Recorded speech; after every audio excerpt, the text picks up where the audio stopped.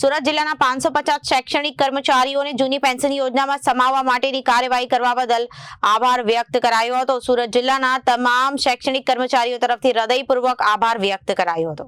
સરકારના સંવેદનશીલ ન્યાય અને દૂરદર્શી અભિગમના પરિણામે સ્વરૂપે સુરત જિલ્લાના કુલ 505 શૈક્ષણિક કર્મચારીઓને જૂની પેન્શન યોજનામાં સમાવેશ થયો છે, જે માટે આપની કક્ષાએથી મહત્વપૂર્ણ કામગીરી કરવામાં આવી હતી। આ નિર્ણય માત્ર આર્થિક સુરક્ષા પૂરતો સમિતિ નથી, પરંતુ શિક્ષણ ક્ષેત્રે સેવારત કર્મચારીઓના માન સન્માન અને ભાવિ નિશ્ચિતતા સાથે જોડાયેલો છે।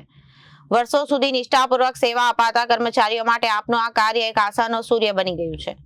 સરકારની કાર્યક્ષમ નેતૃત્વ શક્તિ, માનવીય અભિગમ અને કર્મચારી હિત માટેની પ્રતિબદ્ધતા પ્રશંસનીય છે।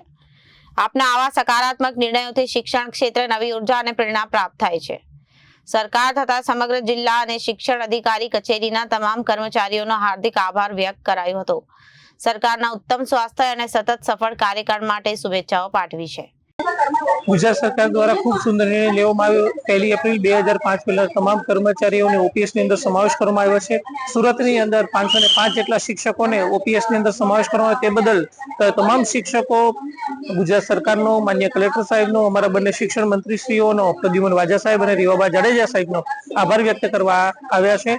આ ઉપરાંત કમિશનર શાળાની કચેરીના અમારા પ્રજેશ રાણા સાહેબ અને તેમની સમગ્ર ટીમનો પણ આભાર વ્યક્ત કરે છે, કારણ કે આ શિક્ષકોની અંદર શિક્ષકોનો અને ઉત્સાહ જળવાઈ રહ્યો છે। આ ઉપરાંત તેમના પરિવાર પણ ખૂબ જ ઉત્સાહભેર ભાગ લઈ રહ્યા છે, કારણ કે તેમને ઓપીએસ ની અંદર સમાવેશ કરવામાં આવ્યા તે બદલ આભાર વ્યક્ત કરી રહ્યા છે।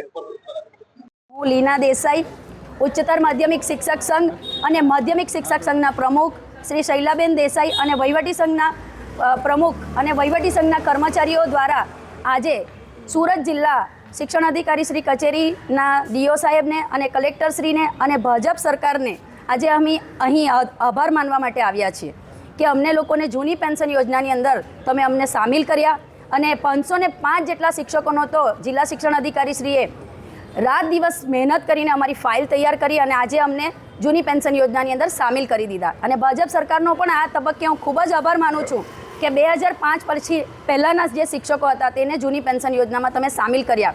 અને બે હાથ જોડીને હું નમ્ર વિનંતી કરું છું કે 2005 પછીના શિક્ષક અને કર્મચારીઓને પણ તમે આ લાભ આપો અને એને પણ જૂની પેન્શન યોજનાની અંદર સામેલ કરો અને એનું આજે શરૂઆત અથવા તો આજે એ વસ્તુનો આજે રજૂઆત કરીએ કે આ આખા ગુજરાત રાજ્યની અંદર બધા જ લોકો આ વસ્તુની રજૂઆત કરે કે 2005 પછીના લોકોને પણ જૂની પેન્શન યોજના મળવી જ જોઈએ અને એને માટે આજે અમે અહીંયા રજૂઆત કરવા માટે ભેગા થયા છીએ।